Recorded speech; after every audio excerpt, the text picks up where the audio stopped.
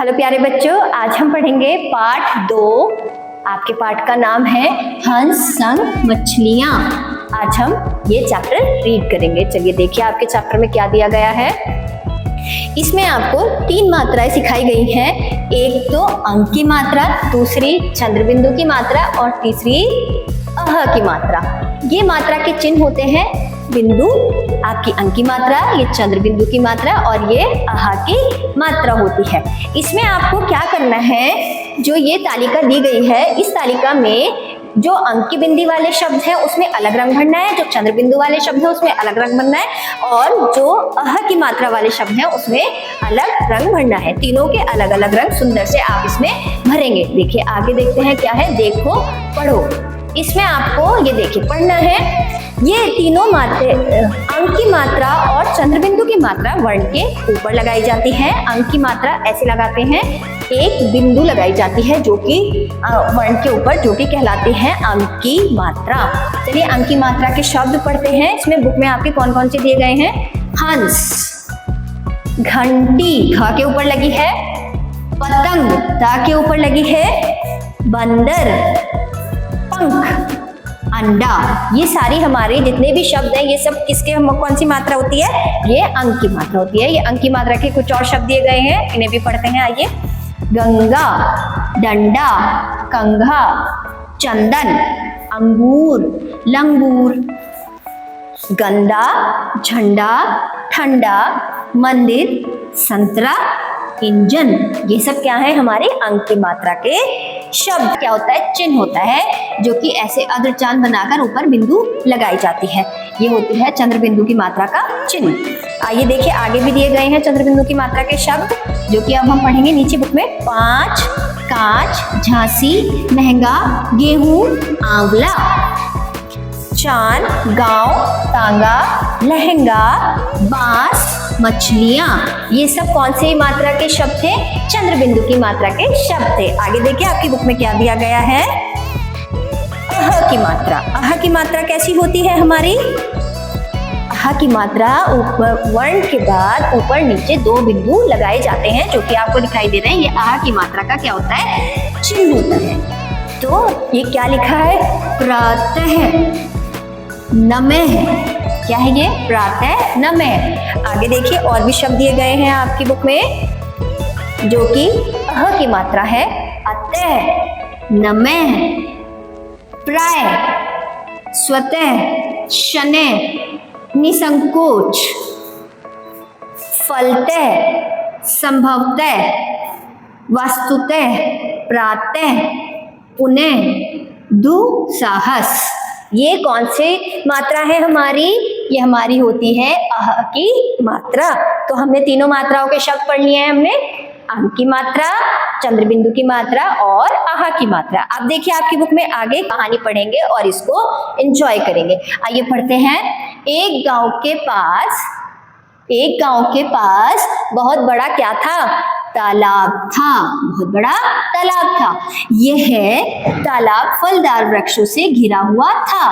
तालाब में रंग बिरंगी मछलियां और सांप थे। मछलियों और सांपों के संग हंस भी पानी में तैरते रहते थे। मछलियों और सांपों के संग कौन तैरता रहता था, हंस भी तैरते रहते थे। इन हंसों का रंग सफेद था।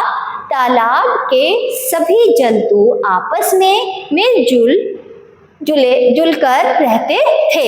तालाब के सभी जंतु आपस में कैसे रहते थे, मिलजुल कर रहते थे। तालाब का पानी साफ और ठंडा होने के कारण सभी बहुत खुश थे। एक दिन की बात है, तालाब के पास कुछ आदमी आए। एक आदमी ने गंदे कपड़े तालाब में धोए। क्या किया उसने, गंदे पानी तालाब में क्या किया, धोए। और कुछ पुरानी दवाइयां भी पानी में डाल दी।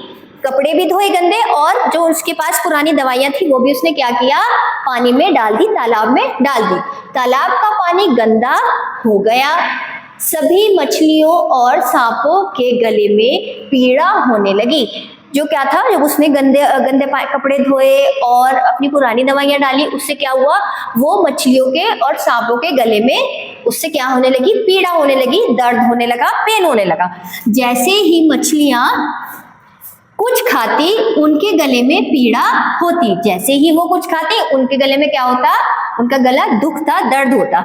कुछ मछलियां बीमार पड़ गई, इससे वे बहुत परेशान हो गई थी। वे हंस चाचा के पास अपनी परेशानी लेकर गई। मछलियां कहाँ गई, हंस चाचा के पास गई। अपनी मछलियां परेशानी लेकर कहाँ गई, हंस चाचा के पास गई। देखिए क्या होता है, मछलियां क्या कहती हैं हंस चाचा से, हंस चाचा हम बहुत परेशान हैं। क्या हुआ, हंस ने पूछा, क्या हुआ। मछलियां बोली, हम जब भी कुछ खाती हैं तो हमारे गले में बहुत पीड़ा होती है। हमारी कुछ सखियां तो बीमार भी हो गई हैं। अब हंस बोला, ओह तुम सभी के गले में पीड़ा। हंस ने क्या बोला, तुम सभी के गले में पीड़ा, तुम सब उदास मत होना, इस पीड़ा का कारण मुझे समझ में आ रहा है। उसने कहा तुम सब उदास मत होना, मुझे इस पीड़ा का कारण समझ में आ रहा है। शायद हमारे तालाब का पानी खराब हो गया है, हमें गांव वालों से बात करनी होगी। मछलियां बोली, हाँ। फिर मछली बोली, तालाब का पानी दूषित हो गया है। हाँ, मैंने कुछ व्यक्तियों को तालाब का पानी दूषित करते हुए देखा था। एक आदमी ने गंदे कपड़े धोए थे और कुछ पुरानी दवाइयां भी पानी में डाली थी, हंस ने बोला। हंस ने मछलियों को सारी बात बताई कि एक आदमी ने अपने गंदे कपड़े भी धोए थे और उसमें कुछ पुरानी दवाइयां भी डाली थी।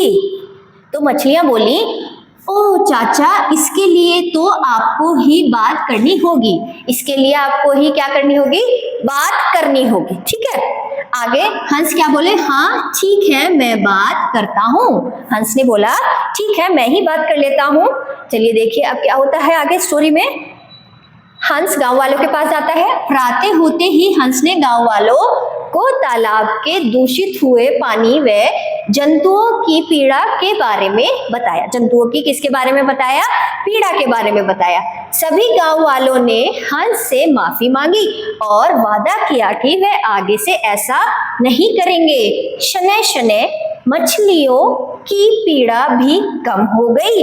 पुनः तालाब में सभी खुशी से रहने लगे। वो मछलियां भी और हंस भी और जो सांप थे वो सब क्या हो गए थे, जब पानी गंदा हो गया था तो वो बहुत ज्यादा परेशान हो गए थे। गांव वालों ने उनसे माफी मांगी और उन्होंने ऐसा करना छोड़ दिया। तो आपको स्टोरी कैसी लगी, मुझे लगा है आपको स्टोरी बहुत अच्छी लगी होगी। धन्यवाद। आप